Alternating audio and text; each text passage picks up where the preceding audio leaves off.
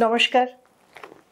শ্রীরামপুর বেতারবাণীর চিঠির পাতায় মনের খাতায় বিভাগে লেটার বক্স দপ্তরে না, চিঠি পড়ার জন্য সবাইকে স্বাগত জানাচ্ছি না। আজকে আমাদের মধ্যে পেয়ে গেছি জানুয়ারি মাসের সেরা সেরা পত্রকার শিখা মজুমদারকে। নমস্কার। নমস্কার। আমরা এখন ওনার সাথে আলাপচারিতায় ঋদ্ধ হব। আমাদের শ্রীরামপুর বেতারবাণীতে আপনাকে স্বাগত। আপনি কি এই আমাদের শ্রীরামপুর বেতারবাণীতেই প্রথম এলেন না আগে এসেছেন?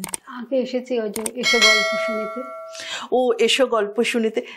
প্রসঙ্গত একটা কথা বলে রাখছি, সেটা হচ্ছে যে আমরা এটা প্রায়ই দেখছি কিন্তু যে সেরা যারা হচ্ছেন তাদের কলম এতটাই উজ্জ্বল যে আমাদের এখানে যে সমস্ত প্রতিযোগিতামূলক লেখাগুলো হয় সেগুলোতে তারা ক্রমান্বয়ে সেরা হয়েই যাচ্ছেন।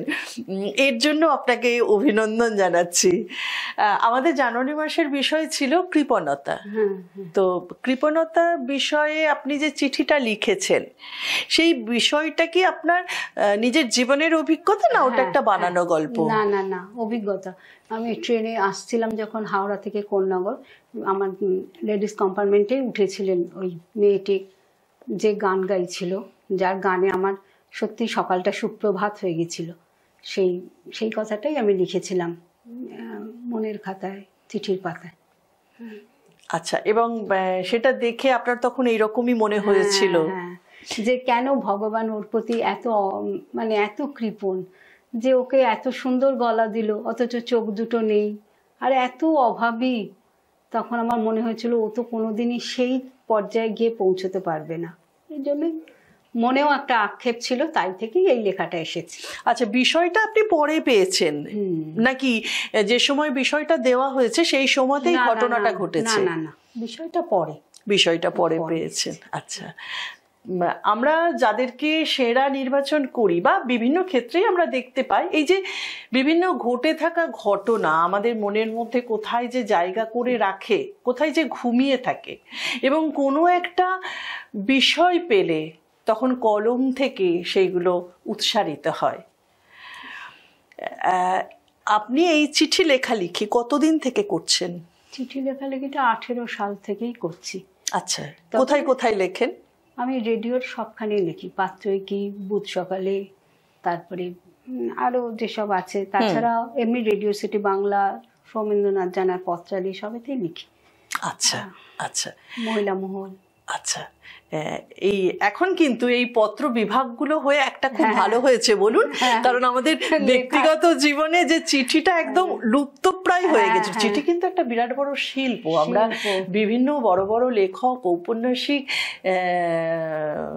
বিজ্ঞানী প্রত্যেকের চিঠিগুলো যদি আমরা পড়ি, একদম ব্যক্তি মানুষকে, তার সৃষ্টির আড়ালে যে মানুষটি বাস করে তাকে কিন্তু আমরা জানতে পারি একটা চিঠির মধ্যে দিয়ে, বলুন। তো মাইকেল মধুসূদনেরও এরকম একটা চিঠি আছে, 11 জন মহিলার শুধু প্রেমপত্র নিয়ে উনি লিখেছিলেন, একটা সংকলন আছে কিন্তু। বাহ বাহ বাহ, কি নাম বইটার? ওটা আমি ঠিক জানি না, তবে আমি ওই ফেসবুকে পেয়েছিলাম, সেইখান থেকে বলি। আচ্ছা আচ্ছা আচ্ছা, বেশ। তো 18 সাল আপনি যে লেখালেখি করেন সেটা কি আপনার লেখালেখির ছোট থেকেই লেখেন?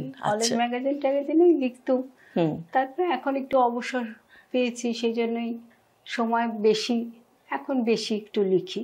আচ্ছা আচ্ছা, আপনার মানে বাই প্রফেশন আপনি গৃহবধূ? আচ্ছা, তবে আমি পড়তেই বেশি ভালোবাসি, বই পড়তে আমি খুব ভালোবাসি। আপনার প্রিয় লেখক?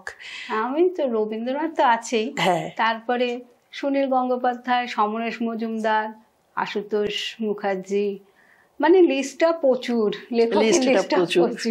আচ্ছা, যদি একটু প্রশ্ন করে যে সমকালের যারা লিখছেন, বিনায়ক, শ্রীজাত, বিনোদ ঘোষাল, হ্যাঁ হ্যাঁ, ভালো লাগে। আচ্ছা আচ্ছা, আর আপনি পত্র সাহিত্য ছাড়া আর কিসে কিসে লেখালেখি করেন? ওই আমাদের ওখানে যত পত্র পত্রিকা আছে নবগ্রামে, সবেতেই আমি লিখি, সবেতেই লেখা আমার বেরোয়।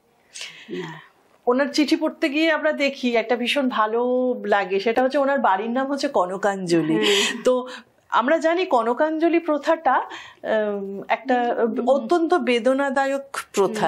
তো বাড়িতে একটা আশ্রয়, সেই আশ্রয়ের সাথে এরকম একটা বিচ্ছেদ সূচক নাম কিছু কি ভেবে দিয়েছেন? হ্যাঁ, আমার মনে হয়েছিল যে কনকাঞ্জলি, এটা মাতৃ ঋণ শোধ করে গেল। আমার শ্বশুর বাড়িতে আমার শাশুড়ির ঋণ, ওটা আমাদেরকে থাকতে দিয়েছেন, ওটাই তো ওনার নামটাই। আচ্ছা আচ্ছা আচ্ছা আচ্ছা আচ্ছা, তার মানে আমরা উল্টো দিক থেকে দেখতে পারি যে কনক, আপনার শাশুড়ির নাম হলে কনক, হ্যাঁ, তাকে আমরা শ্রদ্ধাঞ্জলি জানাচ্ছি এই বাড়িটার, মানে তিনি চলে গিয়েও থেকে যাচ্ছেন। খুব ভালো। আপনার দৈনন্দিন জীবনে, রোজকার জীবনের যে সময় আপনি কাটান, কাজকর্ম, অবসর, তো এই অবসরের সময়টা আপনাকে কি ভরিয়ে রাখে? বই। বই, বাহ, এটা খুব ভালো লাগে, এটা শুনলে ভালো লাগে, খুব ভালো লাগে। কেন বলুন? পড়তে আমি বেশি ভালোবাসি। আচ্ছা, মানে লেখার থেকেও পড়তে আমি বেশি ভালোবাসি। আচ্ছা, আমার কোনো বাজ বিচার নেই। আমি ছোটদের ঠাকুমার ঝুলিও পড়ি, আনন্দ মেলাও পড়ি, আবার বড়দের গল্পও পড়ি, সবই পড়ি। বাহ, আসলে লিখতে গেলে কিন্তু পড়তে হয়, এটা হচ্ছে প্রধান কথা। প্রচুর পড়লে তবে একটা ভালো লেখার জন্ম দেওয়া যায়, সেটা তো আমরা বুঝতেই পারছি। আপনি গল্পতেও সেরা সেরা হয়েছেন। আপনি কি সাথে করে আজকে কিছু এনেছেন আমাদের বেতারবাড়ির? সেটা একটু পড়ে শোনাবো শ্রোতাদের জন্য। হ্যাঁ, আপনাদের কথা ভেবেই লেখা। তোমাদের সভা মাঝে উষ্ণতা সহ যবে বার্তা দিলে মোরে, সে কি হরষে আন্দোলনে কম্পিত হৃদি মাঝে তোমাদের আহ্বান প্রবেশিল মম কর্ণকুহরে, সে কি হিল্লোলে আন্দোলিত হৃদয়ে আসিলাম তোমাদের মাঝে, লয়ে মোর ক্ষুদ্র কবিতাখানি, আমার বিনম্র প্রণামখানি, জাগিল সন্ধ্যা দীপ সম এ আমার নিবেদন তোমাদের সাক্ষাতে। খুব সুন্দর। আচ্ছা, লেখালেখির ক্ষেত্রে গল্প, কবিতা, ছোট গল্প বা প্রবন্ধ, আপনি কোনটা লিখতে বেশি স্বচ্ছন্দ বোধ করেন? আপনার বেশি স্বচ্ছন্দ বোধ করছি পত্র সাহিত্য। আসলে মন খোলা যায়, বলুন। যে আমার গল্প বা কবিতা আসছেই না। আচ্ছা, একটা প্রশ্ন জিজ্ঞেস করি, আমাদের বেতারবাণী লেটার বক্সে এই যে বিষয়গুলো আমরা দিই, সেগুলো খুব ভালো লাগছে। আচ্ছা আচ্ছা, ভালো লাগছে। এবারের বিষয় তো, এবারের বিষয় যেন সেলের বাজার। হ্যাঁ, এটাও তো খুব সুন্দর। এখন তো সবাই ওইটা নিয়েই ব্যস্ত। বিষয় নির্বাচনে কিছু মতামত থাকলে বলতে পারেন। আমার ভালোই লাগছে, তবে নির্জনতা বা নীরবতা এসব ব্যাপারে যদি লিখতে বলতেন তাহলে বেশি ভালো হতো। নির্জনতা, নীরবতা। নির্জনতা, নীরবতা উনি বললেন, এই বিষয়টা আমরা অবশ্যই মাথায় রাখবো। খুব ভালো লাগলো আপনাকে আজকে আমাদের এই স্টুডিওতে পেয়ে। আবারও শ্রীরামপুর বেতারবাণীর তরফ থেকে আপনাকে উষ্ণ অভিনন্দন জানাই সেরা সেরা পত্রকার হওয়ার জন্য। এবং সাথে থাকুন, পাশে থাকুন, এবং আমাদের চ্যানেলটা সাবস্ক্রাইব করুন এবং ছড়িয়ে দিন অনেকের মধ্যে। ধন্যবাদ আমাকে এখানে ডাকার জন্য। আমিও আপ্লুত আপনাদের সাথে দেখা সাক্ষাৎ করার পর। আমাদের আজকে সেরা পত্রকার ছিলেন শিখা মজুমদার, তার সাথে আলাপচারিতায় ছিলাম আমি, নন্দিতা সিনহা। নমস্কার। এখন হচ্ছে সেই মুহূর্ত, পুরস্কার পাওয়ার যে আনন্দ, পুরস্কার দেবারও একটা কিন্তু আনন্দ আছে। এখন আমরা আমাদের জানুয়ারি মাসের সেরা পত্রকার শিখা মজুমদারকে পুরস্কৃত করব। আমি সহযোগিতার জন্য ডেকে নিচ্ছি পিয়ালিকে।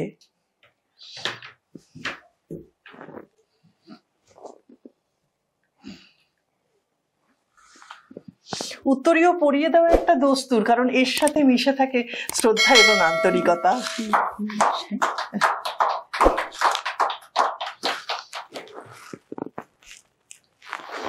আমাদের বেতারবাণীর তরফ থেকে আপনার কাছে এটা সুন্দর স্মৃতি হয়ে থাকুক।